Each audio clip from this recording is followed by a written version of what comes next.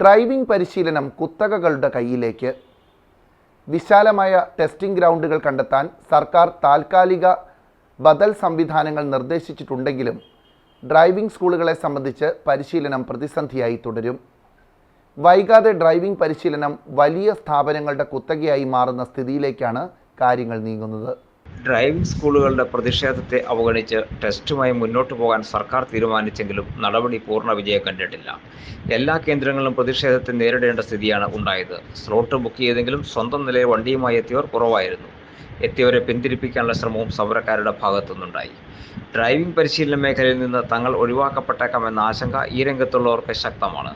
ഒന്നാം മോദി സർക്കാർ അധികാരത്തിൽ വന്നതിന് തൊട്ട് പിന്നാലെ ഡ്രൈവിംഗ് പരിശീലനം മികച്ച സൗകര്യങ്ങളോടെ ആധുനികവൽക്കരിക്കണം എന്ന തീരുമാനം എടുത്തിരുന്നു. ഇത്തരം തീരുമാനം നടപ്പിലാക്കാൻ ചെറുകിട ഡ്രൈവിംഗ് സ്കൂളുകൾക്ക് കഴിയാത്ത സാഹചര്യത്തിൽ അവരുടെ ഭാഗത്തുനിന്ന് ശക്തമായ പ്രതിഷേധമാണ് ഉയർന്നത്. ഇതോടെയാണ് സർക്കാർ അന്ന് തീരുമാനം മാറ്റിയത്. ഇപ്പോൾ ടെസ്റ്റ് കർശനമാക്കാൻ കേന്ദ്ര സർക്കാർ തീരുമാനമെടുത്തതോടെ കാര്യങ്ങൾ പഴയപടി ആവുകയാണ്. ഡൽഹി പോലുള്ള സ്ഥലങ്ങളിൽ ഇത്തരം പരിഷ്കാരങ്ങൾ നിലവിൽ വന്നു കഴിഞ്ഞു. ഇപ്പോഴത്തെ നിലയിൽ ടെസ്റ്റ് വിജയിപ്പിക്കാൻ വേണ്ട പരിശീലനം നൽകണമെങ്കിൽ ചെറുകിട ഡ്രൈവിംഗ് സ്കൂളുകൾക്ക് അടിസ്ഥാന സൗകര്യങ്ങൾ അപര്യാപ്തമാണ്. കോർപ്പറേറ്റ് സ്ഥാപനങ്ങൾ നടത്തിവരുന്ന ഡ്രൈവിംഗ് സ്കൂളുകൾക്ക് മാത്രമാണ് ഇതിനുള്ള സൗകര്യം ഉള്ളത്. ടെസ്റ്റിന് മുൻപായി ഗ്രൗണ്ട് പരിശീലനം നൽകാനുള്ള സൗകര്യം ഒന്നും നിലവിലെ ചെറുകിട ഡ്രൈവിംഗ് സ്കൂളുകൾക്ക് ഇല്ല. പരിശീലനത്തിനും ടെസ്റ്റിനും വെവ്വേറെ വാഹനങ്ങൾ വേണമെന്നതും മറ്റൊരു പ്രതിസന്ധിയാണ്. മാത്രവുമല്ല, പരിശീലന സമയം പല മടങ്ങായി വർദ്ധിപ്പിക്കേണ്ടി വരും.